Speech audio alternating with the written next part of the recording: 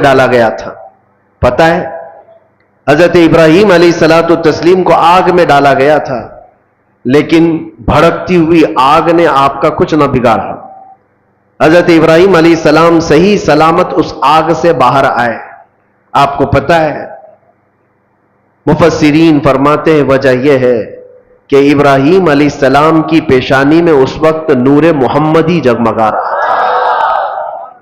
حضور پاک صلی اللہ علیہ وسلم کس کی اولاد میں سے ہیں؟ ابراہیم علیہ السلام کی اولاد میں سے.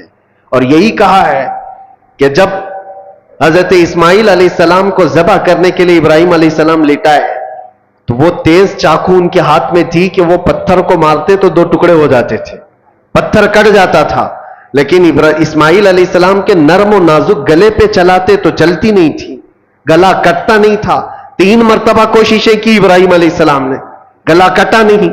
اور پتھر پر مارتے تو پتھر کٹ جاتا تھا. مفسرین فرماتے وجہ وہاں پر بھی یہی ہے کہ اسماعیل علیہ السلام کی پیشانی میں نور محمدی موجود تھا. ابھی محمد مصطفیٰ صلی اللہ علیہ وسلم کو کائنات میں آنا باقی تھا. ہر جگہ جلوے مصطفیٰ کے دیکھو گے. اسی لیے اعلیٰ حضرت نے کہا ہے خلیل اللہ کو حاجت رسول اللہ کی. جب انبیاء کرام علیہ السلام کو نبی کی حاجت ہے تو ہم اور تم کیا ہے؟ امتی ہیں. ہمیں بغیر مصطفیٰ کریم صلی اللہ تعالی علیہ وسلم کے یہاں پر کوئی چیز حاصل کرنا پاسبل نہیں ہے. اسی لیے اعلیٰ حضرت فرماتے ہیں بخدا خدا کا یہی ہے در. بخدا مطلب قسم خدا کی، بخدا کا مطلب ہوتا ہے قسم خدا کی. بخدا خدا کا یہی ہے در، نہیں اور کوئی مفر مکر.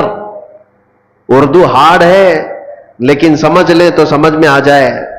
مفر کہتے ہیں بھاگنے کی جگہ اور مکر کہتے ہیں ٹھہرنے کی جگہ. اعلیٰ حضرت فرماتے ہیں حضور کو چھوڑو گے تو نہ بھاگنے کی جگہ ہے نہ ٹھہرنے کی جگہ ہے. کہاں جاؤ گے؟ نہیں اور کوئی مفر مکر.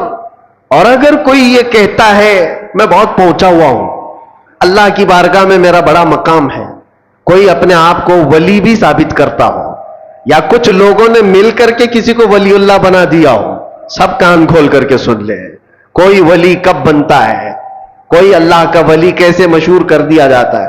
لوگوں کے ڈھکوسلے سے کوئی ولی نہیں بنتا، کسی کے چھلے انگوٹیاں پہننے سے ولی نہیں بنتا، بالوں کے لٹھے بنا لینے سے ولی نہیں بنتا، حتیٰ کہ اگر کوئی پانی پہ چل کے دکھائے تو بھی ولی نہیں بنتا، ہوا میں اڑ کے دکھائے تو بھی ولی نہیں بنتا.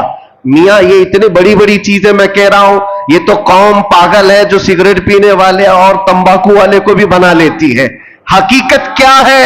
اللہ کے نبی صلی اللہ تعالی علیہ وسلم کی ذات اقدس سے ایسی وابستگی. اللہ کا ولی کون ہوتا ہے؟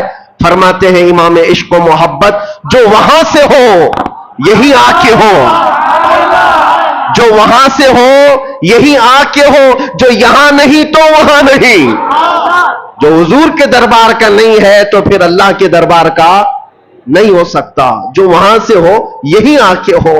اگر حضور کی شریعت کو چھوڑ کر کے کوئی کہتا ہے اللہ کا ولی ہے تو وہ سب سے بڑا دجال ہے، وہ جھوٹا ہے. سیدنا شیخ عبد القادر جیلانی رضی اللہ تعالیٰ عنہ سے بڑھ کر کے کون پیر ہے؟ پیران پیر غوث العظم دستگیر، جن کی کرامات پر ہم اور تم تو چھوڑو، جو اولیاء اکرام کے متعلق آئیں کائیں کرتے ہیں وہ بھی غوث پاک کو ولی مانتے ہیں.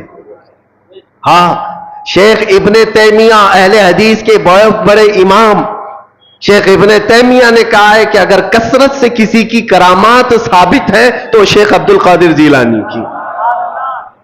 ان کے متعلق کہہ رہا ہوں جن کی ولایت پر سب کا اتفاق ہے، سارے مانتے ہیں. وہ غوث اعظم رضی اللہ تعالیٰ عنہ نماز پڑھ رہے ہیں اور بادل کا ایک ٹکڑا آپ کے اوپر سایہ بن گیا ہے. کسی اور کے اوپر بن جائے تو پھر پتہ نہیں وہ کیا سمجھ لے اپنے آپ کو.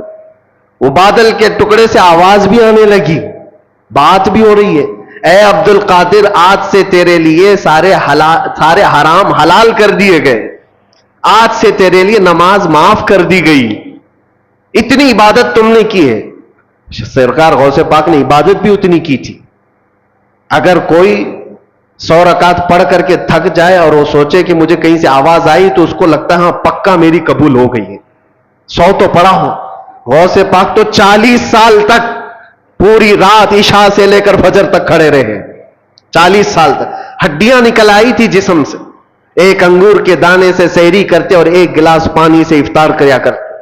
और इतनी कसरत से इबादत के बाद अगर आसमान से आवाज आए तो बंदे को यकीन हो जाना चाहिए कि मेरी तो इबादतें इतनी हैं, हो सकता है डायरेक्ट मेरे पास अल्लाह की तरफ से बात आ रही। लेकिन गौसे पाक की तरफ आवाज आई बादल के टुकड़े से, ऐ अब्दुल कादिर, आज से तेरे लिए नमाज माफ है, सारे जितने तुम्हारे लिए हराम चीजें थे हलाल हो गई। गौसे पाक ने जलाल में कहा, यह आवाज रहमान की नहीं, यह शैतान की है। कोई चीज किसी के लिए कयामत तक हराम हलाल नहीं हो सकती जिसको मेरे मुस्तफा ने हराम किया हो। जो नबी पाक ने हराम कर दिया वो कयामत तक के लिए हराम है, किसी के लिए हलाल नहीं हो सकती। उसमें अब्दुल कादिर जीलानी क्या और कोई और क्या, गौसे पाक फरमाते यह आवाज शैतान की है। और दूसरी चीज, आज से मेरे लिए इबादत माफ हो गई। गौसे पाक फरमाते हैं जो सैयदुल अंबिया के लिए नमाज माफ नहीं हुई तो अब्दुल कादिर के लिए कैसे हो सकती। यहां तो बहुत सारे ऐसी